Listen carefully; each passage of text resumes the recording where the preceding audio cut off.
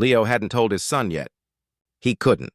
The moment his 6-year-old Finn had seen the meticulously drawn blueprint for a backyard pool, a small, perfect rectangle of azure water, his eyes had lit up with a kind of incandescent joy that Leo had never seen before.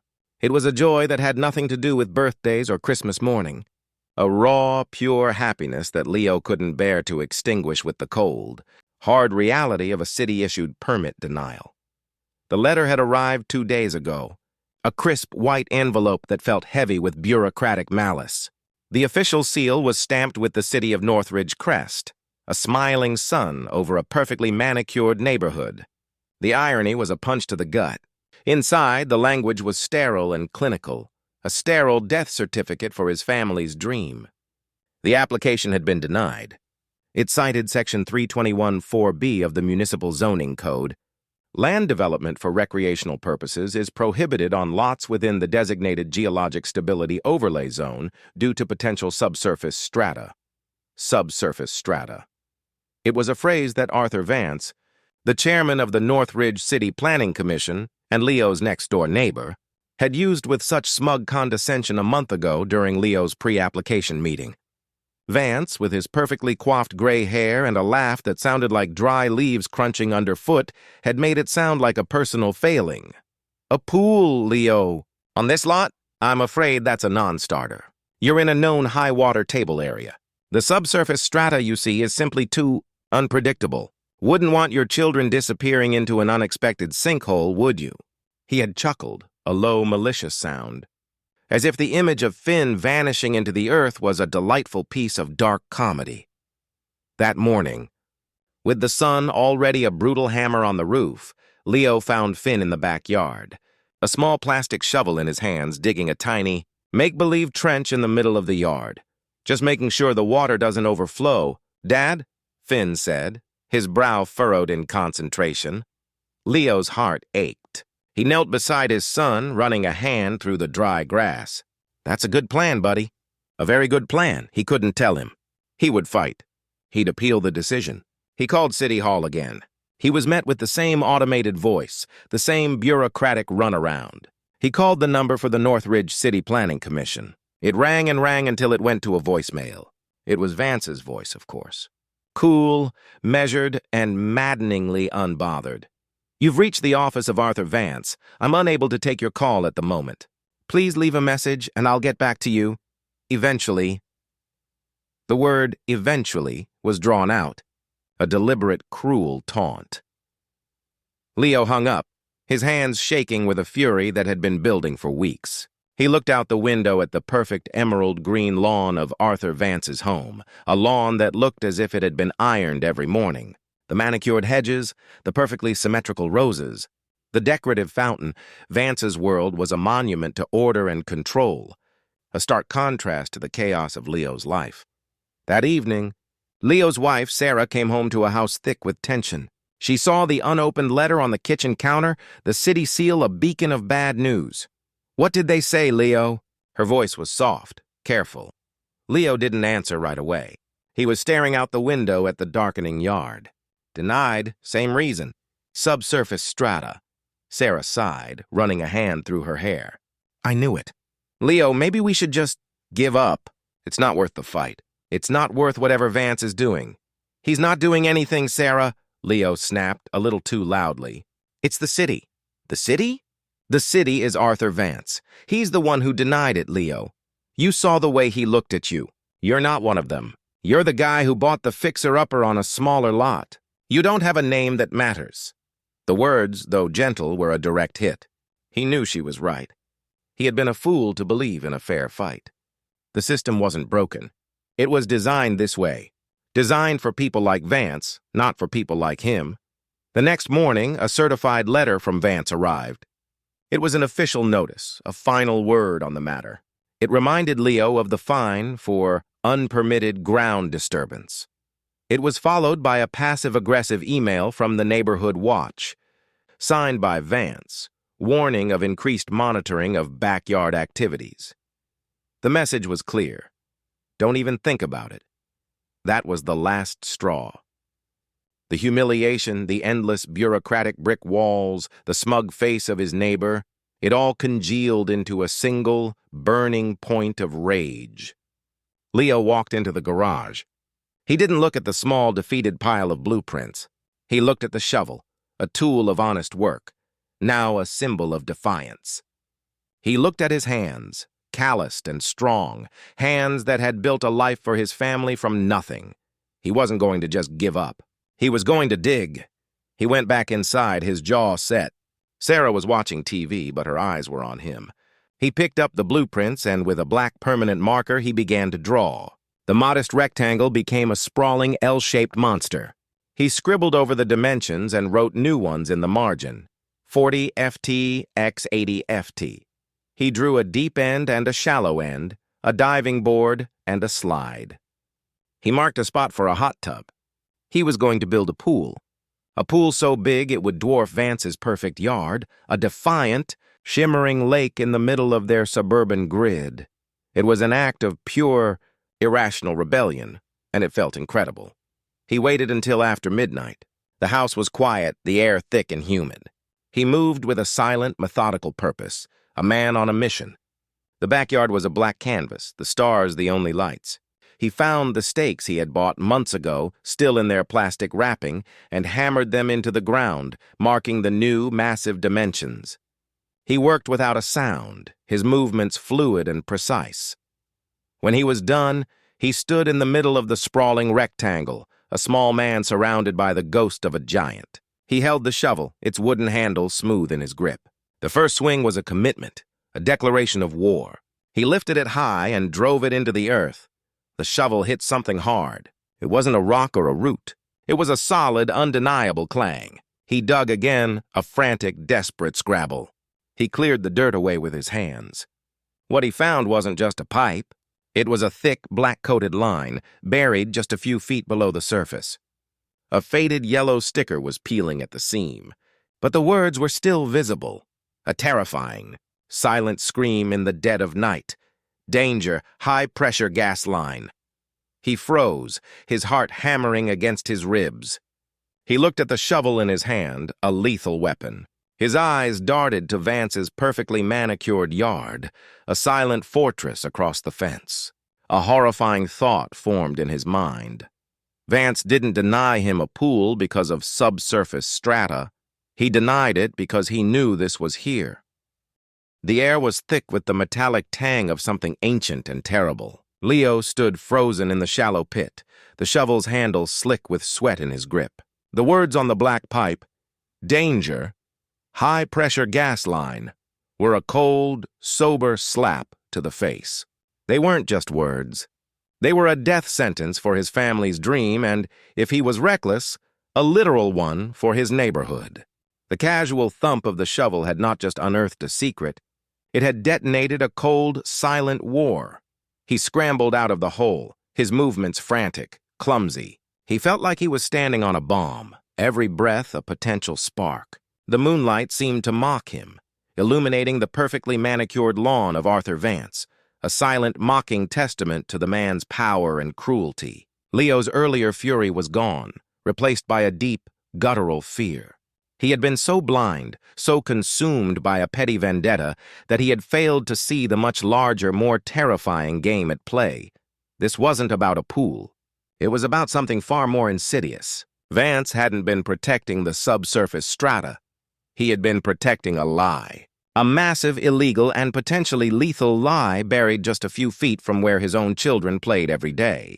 The thought sent a jolt of ice through Leo's veins. He dropped to his knees, his hands shaking as he desperately scooped the loose soil back into the pit, burying the black vein and the horrifying truth it held. He worked in a frenzy, his breath coming in ragged gasps, trying to erase the evidence of his own foolishness, of his own near-fatal mistake. The next morning, the world seemed to have changed. The cheerful suburban light felt like a spotlight, every sound a potential alert. The hum of a lawnmower from a few streets over made him jump. A car backfiring sounded like a gunshot. He kept peering out the windows, his gaze fixed on Vance's yard, a flawless green square that now seemed less like a garden and more like a tombstone. He watched from the kitchen as Vance emerged from his perfectly symmetrical front door, his posture as ramrod straight as ever. Vance carried a small, decorative watering can, meticulously tending to his roses. He didn't look up, but Leo felt his presence like a physical weight. The air thickened with unspoken tension. Vance was a predator, a man who moved with absolute certainty. And Leo, with his one-man rebellion, had just stumbled into his trap. At breakfast, Sarah noticed his pallor. "Leo, what's wrong? You look like you haven't slept." He forced a weak smile. "Just a late night. Lots of digging."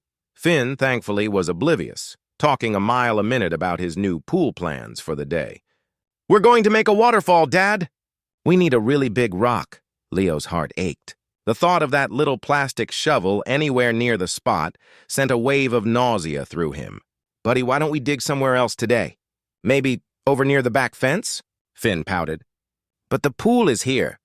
"The soil's better over there, I promise," Leo insisted, his voice a little too high. Sarah watched him, her brow furrowed with concern. She knew him too well. He was hiding something. "Leo, what happened?" she asked, her voice low. "Please, just tell me. Are we in trouble?" He couldn't tell her. Not yet. He didn't want to burden her with the terrifying secret buried just outside their door. He didn't want to see the fear in her eyes. "Nothing, Sarah, it's fine. I had a change of heart. I'm thinking we should stop with the pool for a bit. It's too much."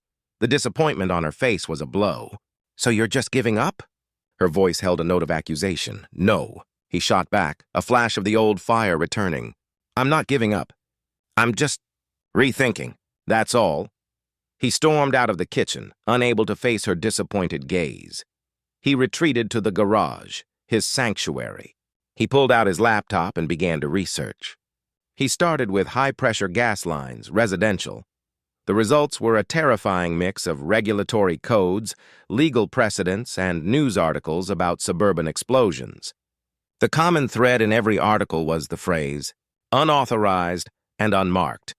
He then started searching for Northridge City Planning Commission gas lines. He found a trove of old meeting minutes, budget proposals, and city land use maps. He scoured them looking for any mention of a gas line or a geological survey of his specific lot. There was nothing. It was as if the line didn't exist. He switched to a new search. Arthur Vance, Northridge.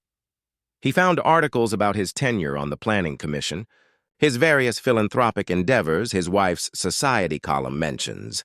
He was a pillar of the community, a man beyond reproach. The more Leo read, the more he understood the scope of his adversary. Vance wasn't just a neighbor. He was a gatekeeper, a man with a network of influence that stretched deep into the city's foundations that were literally built on lies. The thought of an illegal, high-pressure gas line, perhaps a service line to a long-abandoned industrial site, being intentionally unmarked and then covered up, filled him with a cold, righteous anger. The city had denied him a pool permit to protect a secret, not the citizens. He realized with a horrifying clarity that Vance hadn't been taunting him. He had been warning him. The emails, the letters, the smug condescension. It was all a finely calibrated performance to keep him from ever putting a shovel in the ground. Leo looked out the garage window, his eyes narrowed. He saw Vance, now chatting with another neighbor, a friendly smile plastered on his face. The man was a monster hiding in plain sight. Leo's fury, previously a raw, wild emotion, now felt like a sharpening stone, honing his resolve. He couldn't go to the city. Vance would simply bury the evidence, and Leo would be fined, perhaps even arrested, for unpermitted ground disturbance. He had to be smarter. He had to beat Vance at his own game. He went to his shed and found his son's small red wagon. He placed the shovel inside, covering it with an old tarp.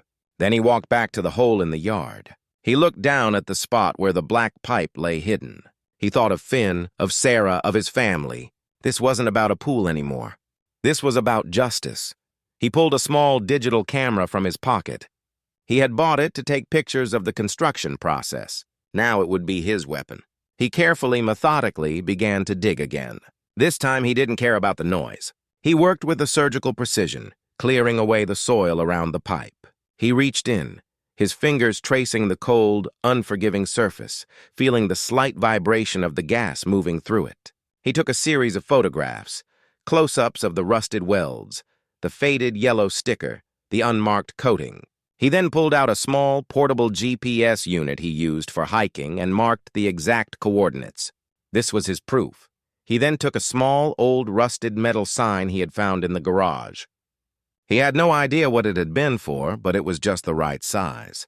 He took a permanent marker and scrawled on it, "Danger, high-pressure gas line. Do not dig." He then recovered the pipe, meticulously smoothing the soil back over the spot. He placed the hand-painted warning sign over the dirt patch, then covered it with an old bag of fertilizer. He then found a small, old metal detector that he had bought for a long-abandoned treasure hunting hobby. He turned it on and waved it over the area. He saw that the hand-painted sign set off a faint beep. He then grabbed a garden trowel and dug it into the ground, and just as he suspected, it also set off a faint beep. He smiled. He then grabbed a piece of paper and wrote on it in bold lettering, "The gas line is located at GPS coordinates. GPS coordinates." He then walked to his front yard, taking the small GPS unit and the photographs with him. He then found a small, flat rock and placed the paper with the GPS coordinates under the rock. He then placed the small, portable GPS unit and the photographs under the rock. He then grabbed a small piece of paper and a permanent marker and wrote on it in bold lettering, "To whom it may concern, there is a danger lurking in your backyard. Find the truth at the location of the black vein. The secret lies in the GPS coordinates." He then walked to Vance's lawn and took a deep breath. He then carefully picked up the rock and placed it on Vance's lawn, just a few feet from his front door. The note was visible. He then turned and walked away, not looking back. He had just set the bait, and now all he had to do was wait for the predator to take it. The moment Leo released the rock onto Vance's pristine lawn, a strange stillness settled over the world. The humid night air seemed to hold its breath. He walked back to his house, not with the frantic, panicked energy of the past 2 days, but with a quiet, deliberate calm. The fear hadn't vanished. It had simply been compressed into a dense, heavy stone in the pit of his stomach. He was no longer running from a monster he couldn't see. He had just baited it. He sat by the bay window in the living room, the darkness outside a black canvas against which his neighbor's house was an almost theatrical stage. He didn't dare turn on any lights. The only illumination came from the single streetlight at the end of the cul-de-sac, casting long, distorted shadows of trees and cars across Vance's perfectly manicured lawn. The small, flat rock, a seemingly innocuous detail, was barely visible. It was a pinprick of rebellion in a sea of conformity.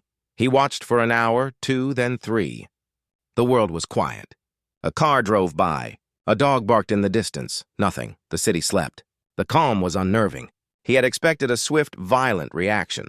He had expected to see Vance's porch light snap on, a silhouette of the man himself, a furious, predatory figure. But there was nothing. Just the silence. Doubt began to creep in, a cold, insidious vine. What if Vance hadn't seen it?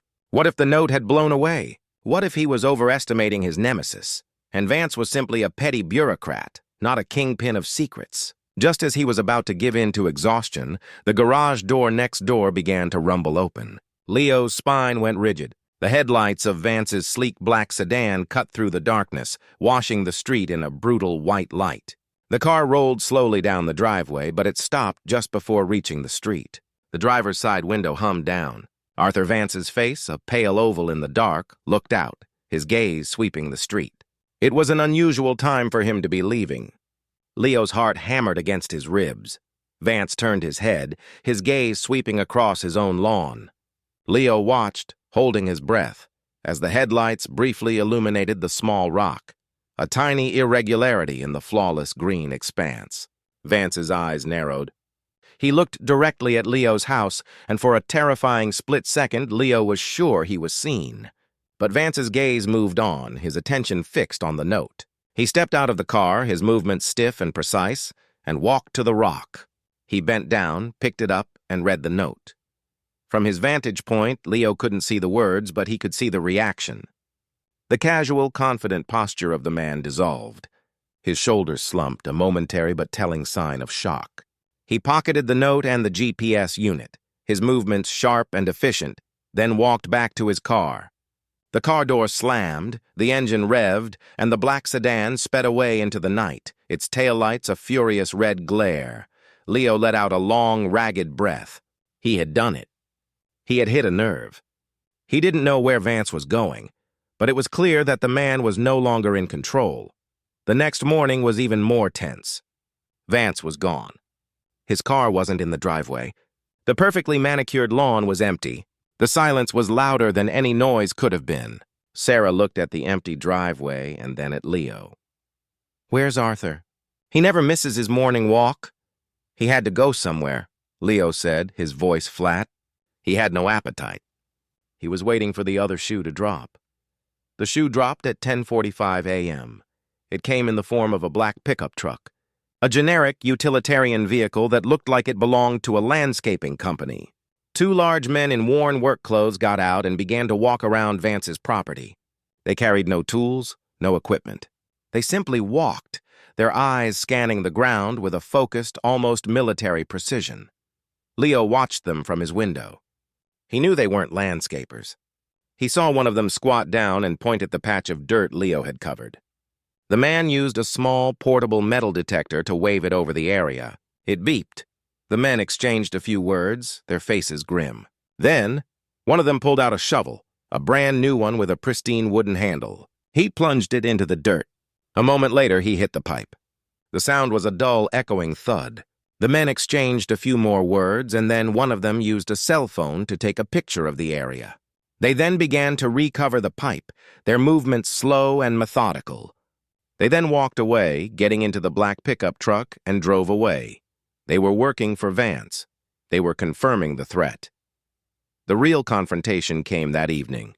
The sun was setting, bleeding a brilliant orange and purple across the sky.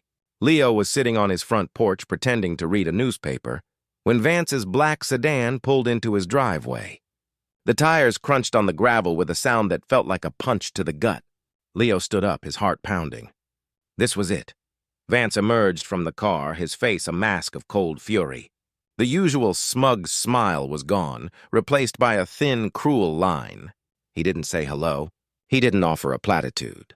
He walked directly to Leo, stopping a few feet away, his hands clenched into fists at his sides. "What was that, Leo?" His voice was a low, dangerous growl. "A little game, a joke?" Leo held his ground. "I don't know what you're talking about." Vance let out a bitter, humorless laugh. "Don't be a fool, the note. The GPS, the photos, the goddamn gas line you were so desperate to find. Don't play dumb with me. You know what you did." "You did this to yourself, Arthur," Leo said, his voice shaking just a little. "You denied me a pool to hide a secret that could blow this whole street to pieces." Vance's eyes narrowed to slits. "You have no idea what you're talking about, don't I?" "I found the photos. I found the GPS unit. I found the gas line. I found the note. I found the truth," Leo said, his voice gaining confidence. "You weren't protecting this neighborhood, Arthur. You were protecting something else." Vance's face twisted with pure hatred. "That line is not for gas, you idiot. It's for something else entirely. It's an old pipeline. It's been out of use for years." Leo's mind raced. "An old pipeline? For what? Don't you understand, Leo? That pipeline is a part of my family's legacy. It's an artifact from a different time. A time when my family built this town, when my family was the foundation of Northridge." "That pipeline is a part of me," Vance said, his voice a low, menacing whisper. Leo's mind raced. He had no idea what Vance was talking about. He had only seen an old, rusted gas line. He had only assumed it was a gas line. What could it be? An old oil line? A water line? A sewer line? "You're lying," Leo said, his voice full of doubt. "I saw the sticker. It said gas line. The sticker is a fake. A warning to keep people away. A warning to people like you. People who don't understand the history of this town. People who don't understand that some things are meant to stay buried," Vance said, his voice a low, dangerous growl. Leo felt a cold chill run down his spine. The man was not lying. He was telling the truth. The sticker was a fake. The gas line was not a gas line. It was an old pipeline. But for what? Vance smiled, a cold, cruel smile. I'm going to make you regret this. You're not going to get a pool. You're not going to get a garden. You're not going to get anything. You're going to be a pariah in this neighborhood. A cautionary tale. A story they tell their children. Leo's heart hammered against his ribs. He had just set a trap, and now he was caught in it. He had challenged a man who was not only willing to bury the truth, but was also willing to bury him. I'm going to make you pay, Leo, Vance said, his voice a low, dangerous growl. I'm going to make you pay for every shovel of dirt you moved. Every single one. And with that, Vance turned and walked away. The front door of his house closed with a soft, final click. The night returned to a dark, menacing silence. Leo stood on his porch, the weight of his actions heavy on his shoulders. He had just declared war on a man who had not only a secret to hide, but a legacy to protect. And Leo had just become the new and only obstacle. The front door of Vance's house closed with a soft, final click. It wasn't the end of a conversation. It was the start of a siege. Leo stood on his porch, the weight of Vance's parting words. I'm going to make you pay for every shovel of dirt you moved, a physical burden on his shoulders. The fear was a cold knot in his gut. But it was now laced with something far more potent, a gnawing, dreadful curiosity. An old pipeline? Part of his family's legacy? What was Vance hiding, and why was he so desperate to keep it buried? The next few days were a masterclass in psychological warfare. Leo felt like he was living under a microscope. He would see Vance's black sedan parked on the street a few houses down, its windows tinted and opaque. It was a silent, unblinking eye. The phone would ring, and he would answer to nothing but dead air. A few times, as he walked to his mailbox, he saw a delivery truck linger a moment too long. The world, once a comfortable, predictable suburban tableau, had become a surveillance state. Sarah noticed it too. "Leo, what is going on?" she asked one evening, her voice low and strained after she saw the sedan sitting on the corner for the third time. "Who is that? Why are they watching us?" He couldn't tell her. He couldn't put that kind of fear on her. Not yet. "It's nothing, honey. Probably just a new neighbor. They're scoping out the area." "Don't lie to me, Leo," she said, her eyes flashing with a rare anger. "This is about Arthur Vance, isn't it? He's doing something to you. He's trying to break you. What did you do?" The accusation stung. He wanted to tell her everything, but the words caught in his throat. He thought of Finn, running through the yard, and the terrifying truth that lay buried beneath his feet. He had to know what was in that pipe before he could tell her. "I'm sorry, Sarah. I'll tell you soon. I promise. I just need to figure some things out." He retreated to the garage, his sanctuary and his war room. He looked at the photographs of the pipeline, the rusted coating, the fake gas line sticker, and the faded logo he had barely noticed before. It was a stylized V inside a circle, an almost indistinguishable emblem. He couldn't go to the city. That was a dead end. He couldn't go to the police. They would just call the city. He needed to find out the truth about the Vance family legacy on his own. He began his research at the Northridge Public Library. The local history section was a treasure trove of forgotten knowledge, filled with yellowed newspaper articles and brittle land records. He spent hours sifting through microfiche, his eyes strained and weary. He found articles about the founding of Northridge, a small town built around a thriving chemical plant. The plant was a major employer, a source of pride for the community, a literal foundation of the town. The plant was owned by the Vance Chemical Company, founded by Arthur Vance's great-grandfather, a man named Sterling Vance. Leo saw old black-and-white photographs of the plant, its imposing smokestacks and sprawling buildings. In one of the photos, he saw a pipeline, a long black line snaking away from the plant, disappearing over the hill towards the outskirts of town. He looked at the photograph and saw the same stylized V inside a circle on the side of a company truck. He followed the trail. He found articles about the plant's closing in the 1970s. The company had gone bankrupt, its legacy a hollow shell. But the articles were vague about the reason for the closure. He found a single short paragraph buried in an old town council meeting transcript from 1978. The Vance Chemical Company has agreed to a long-term containment plan for all residual materials.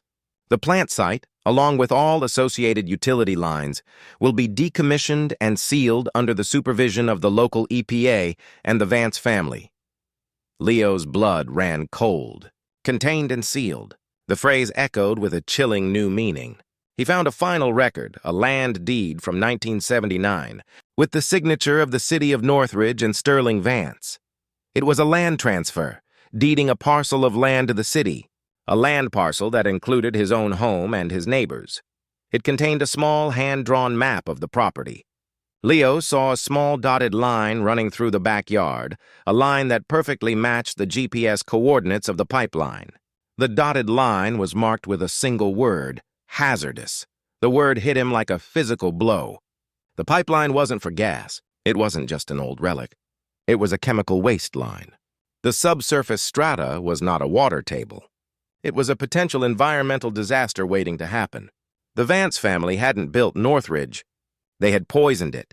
He rushed home, his mind a whirlwind of horrifying images. The rusted welds on the pipe, the faded sticker, the gas-like vibration he had felt when he had touched it. It was all a facade, a cruel, dangerous joke. The Vance family had sold the land to the city, but they had never decommissioned the pipeline. They had simply buried it, hiding the evidence of their crime for decades. He unlocked his front door, his hands trembling. He had to tell Sarah. He had to get Finn out of the house. He had to call the police, the EPA, the news. He was a man who had gone to war over a swimming pool, and he had just uncovered a crime that could poison an entire town. He walked into the living room. Sarah was sitting on the couch, her face pale. A man in a dark suit was standing by the fireplace, his back to Leo. He was a large man, with a quiet, menacing presence.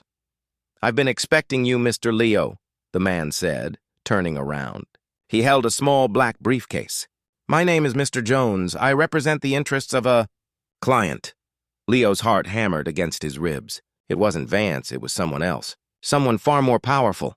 He looked at Sarah. She was crying silently, a terrified look in her eyes.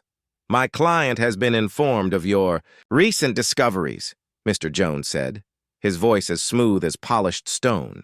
He placed the briefcase on the coffee table and unlatched it. Inside, stacked in neat, crisp bundles, was a staggering amount of cash. "This is a token of our appreciation. A down payment, you might say, for your cooperation. My client wants the photos, the GPS unit, and your permanent silence. And in return, you and your family can have a fresh start. You can leave this town and never look back." The offer was staggering. A way out. A way to escape the constant fear, the silent threats, the looming disaster. It was tempting, so tempting. But then he thought of Finn, of his small hands digging in the toxic dirt. He looked at Sarah, her face etched with fear. He couldn't take the money. He couldn't turn a blind eye to a crime that would endanger the very people he had fought so hard to protect. "No," Leo said, the word a simple, defiant refusal. "I can't." Mr. Jones's smile vanished. His face, once smooth and calm, was now a mask of cold fury. He snapped the briefcase shut. "You just made a very powerful enemy, Mr. Leo. You've just stepped on a very big landmine. A landmine far more dangerous than anything in your backyard.